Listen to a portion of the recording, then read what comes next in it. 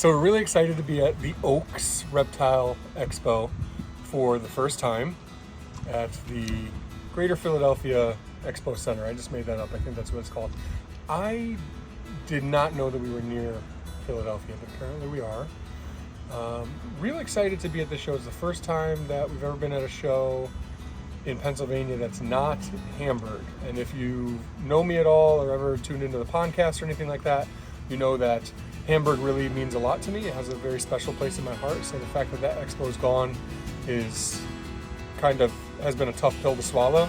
So now we're branching out. I've heard from some turtle breeders out there that this is the best expo in Pennsylvania for turtles. It's a toss-up between this and the new Morgantown, which is the old Hamburg. But a lot of the vendors really do appreciate this one. It's a large air-conditioned building with lots of space. It's not necessarily Daytona or anything like that, but we're excited to check it out, see what people have to offer. And we know that there's some friends in here that we're going to be able to say hi to, including my friend Mark DeSilva, whose birthday it is today. So we're excited to see him and, I don't know, just celebrate a nice little Saturday. We get to hang out with friends and check out some cool baby turtles. And that's the other thing too, is in Pennsylvania, at these reptile shows, you can have baby turtles on display, which is a really special thing that you don't get to see at reptile shows throughout most of the country. So excited about that. Subscribe.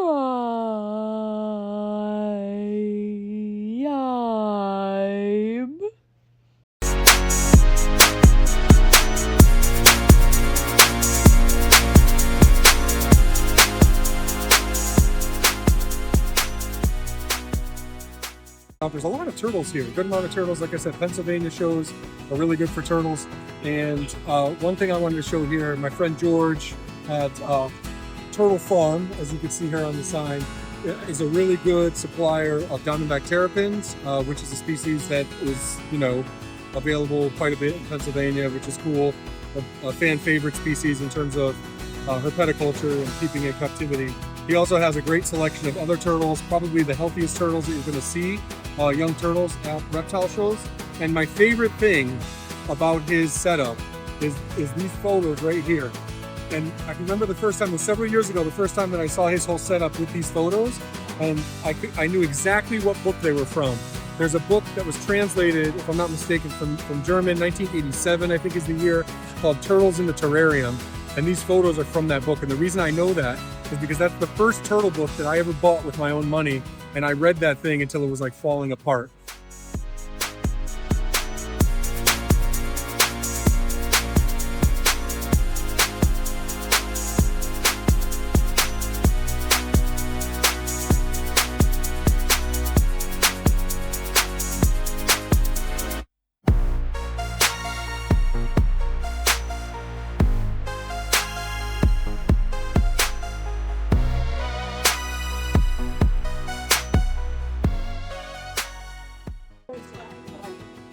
My turn. It's one of my best friends in the world, Mark DeSilva. Mark Big Daddy DeSilva, they call him. It's his birthday today, and he's working at a reptile expo. That's how dedicated he is. Say something to the people. Hi guys. Get a smile. If I had teeth like that, I'd smile every day. How's 35 feel? 35, wonderful. Yeah. Really good. Yes, 35. I'll change my bio now at least.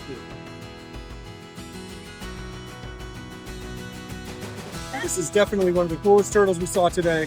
It's a yellow blotch map turtle, Bractomys flavimaculata, which was actually produced by one of my best friends and partners, Steve Enders, the founder and president of the Turtle Room. And this species is listed on the Endangered Species Act, which means it can't cross state lines when money is exchanged. So anyway, it's not something you see very often, and it's a beautiful species that actually I was able to see for the first time in the wild in April. So it's an animal that I really love and appreciate, but also it's just cool to see.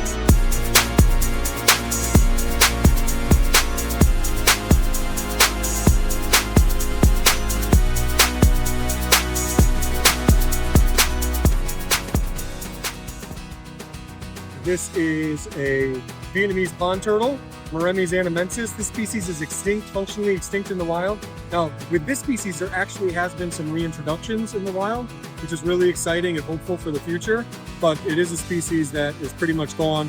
Vietnam being a neighboring country of China, and you know, China acting as kind of a vacuum that sucked in not only its own turtles, but also turtles from surrounding countries.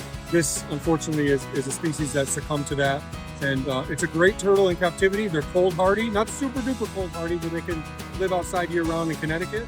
But a great turtle for people who are looking for a small to medium sized species that is hardy and personable and just a great animal to have. So I'm happy to see these for sale. They usually are. And honestly, they're overlooked by people quite often. So I love them, and you should too. Hit subscribe, join the crew. Just turtles, there's always something new.